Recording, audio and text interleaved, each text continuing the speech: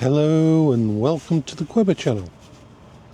I am Jason, your host, and we're going to go for a little ride. Let's go. There's a lot of people out because it's actually quite nice today. It's a almost perfect blue sky. There's a few clouds, tiny clouds in the distance, but apart from that, it is gorgeous out.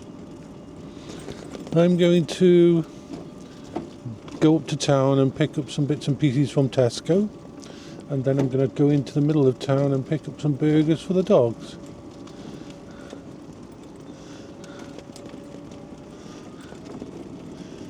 I'm very concerned at the moment. I don't want to talk much about it, but I am still very concerned about the way the UK government is portraying disabled people and stoking the fires of hatred and that with the working public. It's very uncomfortable to see the kind of comments and misinformation. I don't blame the workers who see that they're taking home less money than a person who's disabled, who stays at home. I don't blame them at all. But the message that the UK government is putting out, and the way it's putting out, and the demonising of disabled people to make them look like we're all cons and scamming the system and that, is horrible. Especially when their own data supports and shows that there isn't that much fraud at all. In fact, there's hardly any to do with the disability PIP and that. It's very concerning because it's all angling towards the point of time when people like me will lose our disability in that. If it comes to it, there won't be any sympathy there. There won't be as many people to stand up and fight with me. I have started to have to make plans for what can I do as a job? What actually can I put my into? What could I viably survive?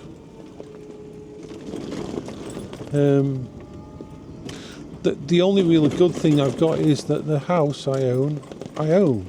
So therefore there's no rent, there's no mortgage on it. So I won't instantly lose the house.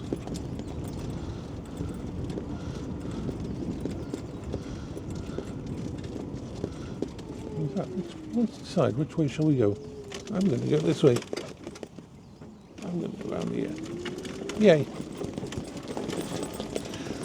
The thing is, if they do come after me, my concern is this: the only people I've got on my side at the moment is the GP, because I've been signed off by all of my mental health care professionals. All the big guns that were there before are no longer there. I have my official diagnoses, I have my beta and that showing that that everything I do is helping me to deal with stuff.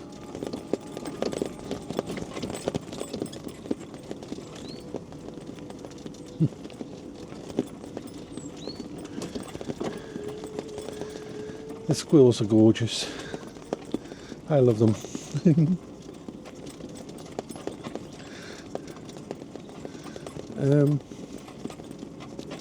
So that scares me, because it's very like when Paola was ill. Yes, Paola was diagnosed with incurable cancer. Yes, the stuff that she was dealing with was slowly destroying her body, and it was all written down. But because I looked after her and was there with her all the time, they wouldn't take. In fact, I got called a liar, basically. even though I could write down for Paola and say how much she was doing each day and how much she couldn't do and what she wasn't able to do and all these things, I was told face to face, well no, not face to face, but mouth to mouth, because it was on the actual fucking, we go this way.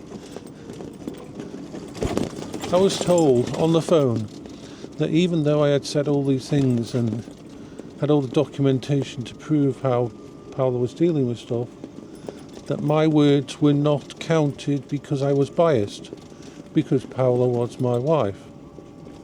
They assumed I would lie about her, and everything I said, even though I was the witness, I was there with her 18, 19, 24 fucking hours a day. Everything I said was the, and because we didn't have healthcare professionals coming all the time, we didn't have that proof, and that's why Paola, it was so hard to keep Paola on disability. So it makes me very upset when people say that it's easy to get on disability and to stay on disability. It isn't. It's extremely hard.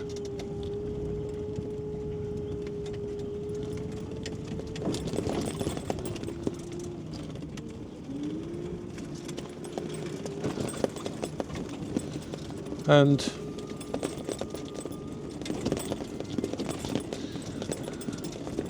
the thing is, someone mentioned something on Twitter. I will never call it X. I will never call it X. But there's something that we were discussing with another disabled person on Twitter. How our normal,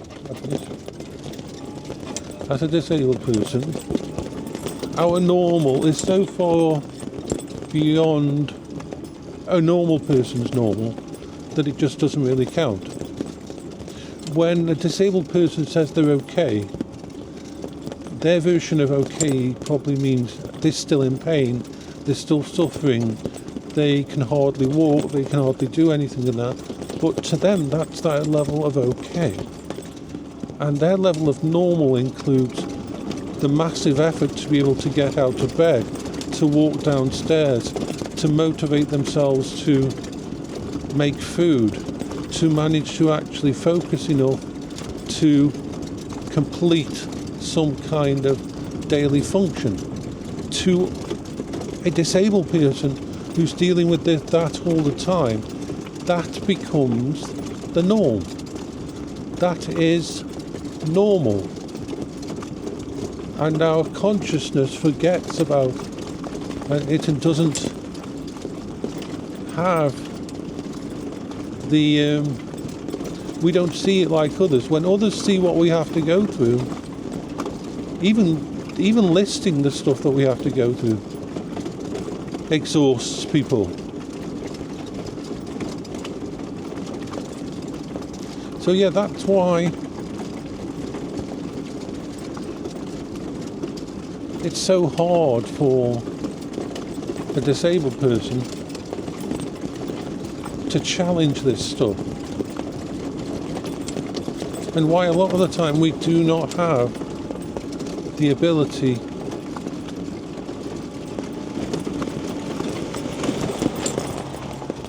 to fight back.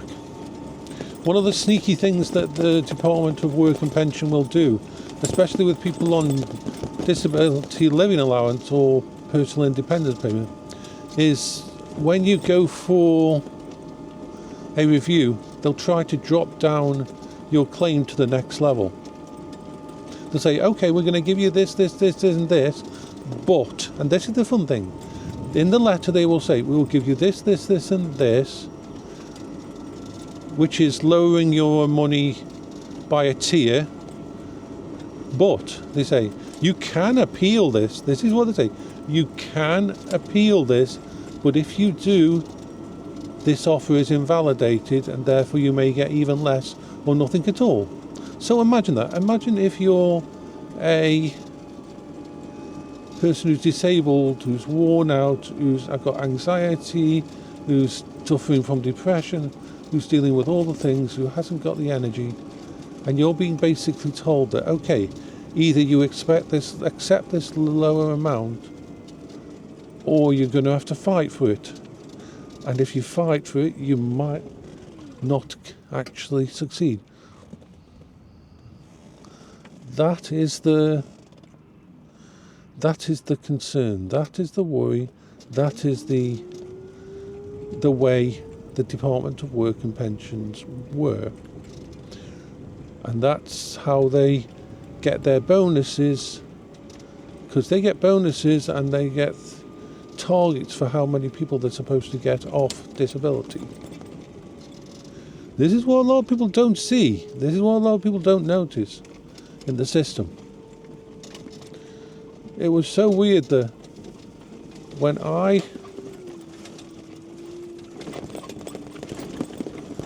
was going to be on disability, that so many people said to me, hey, when they finally do deny you, we'll help you try to fight it.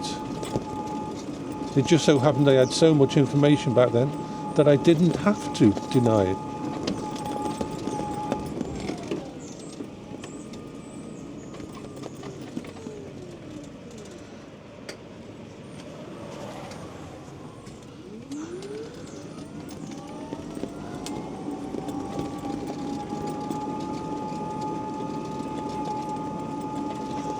And yes, I didn't want to really do a full video on this, but it bothers me.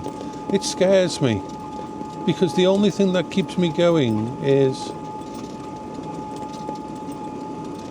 this little bit of safety that I've got and everything. And if I was to lose a third of my money, and it wouldn't just be a third, because the thing is this, if I lose disability, then I get knocked over back on, then I lose the severe disability payment as well, then I lose everything like that, and the main income support would then be removed to a tier where it would be a short-term thing where I have to get a job because I'm no longer classed as disabled. The knock-on effect, if they take away PIP, is massive.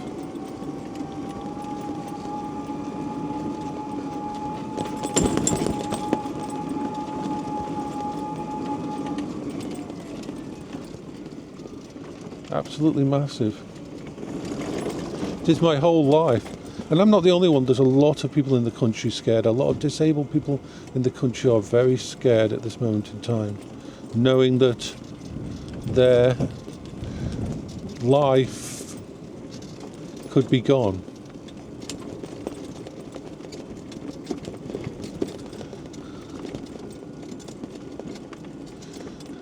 Their future could be destroyed.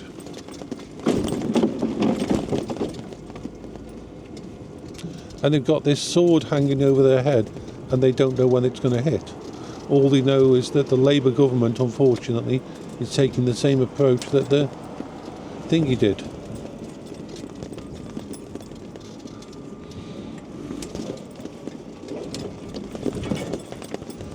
The Conservative.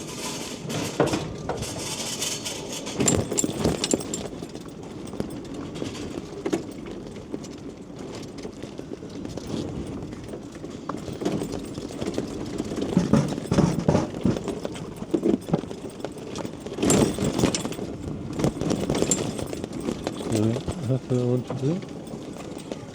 Check the tyre. Everything's fine.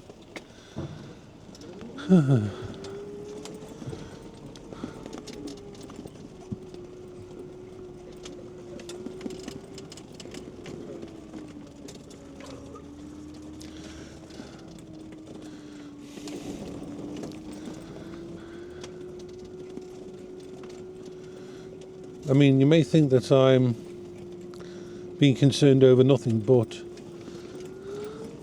the latest headings from the talk that the person in charge of it all, the DWP now, the comments that are coming out are basically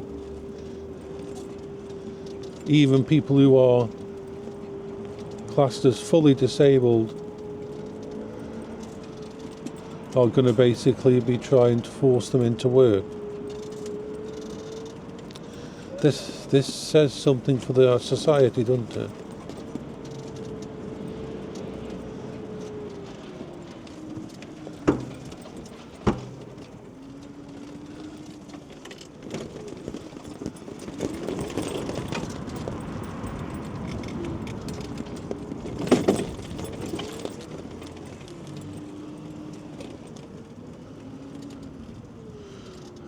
Just give you here for a little second. Right, so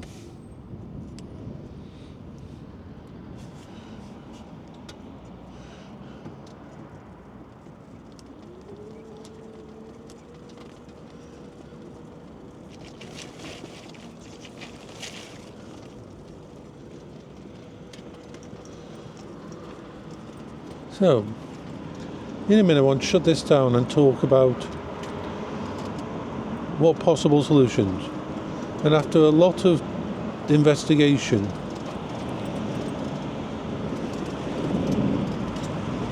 I can't do a skill-based job or anything like that because I wouldn't be able to remember the skills.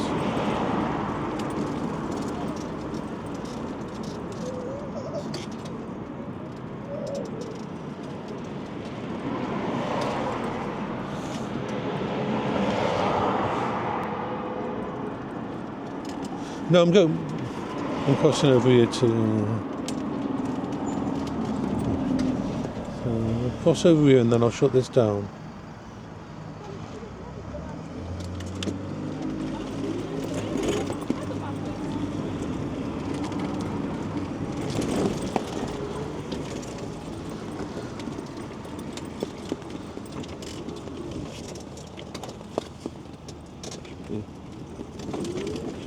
Like that. There we are. Okay, so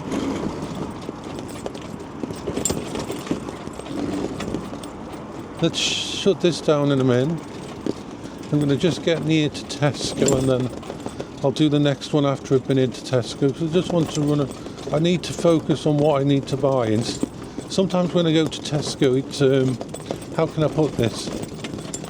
My brain sort of gets a little bit too, ooh, shiny, I've got to buy that. And I can't do that. I've got a little tiny budget of money, an amount of money to use, and that's all I've got to use. So I need to make sure I don't overspend or see anything that I go, ooh, shiny. I need to buy a couple of items.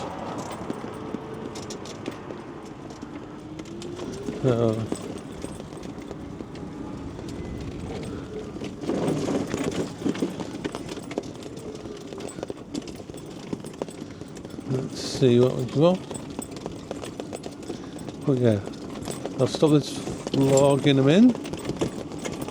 I'll stop you outside the museum. I still want to go into the museum at some point in time, although I'm better off going into the museum with my Pride Revo.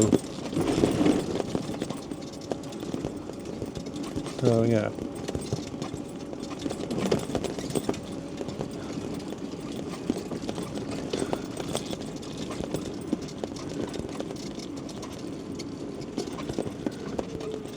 So what we'll do now is we'll stop this. Bye bye for now.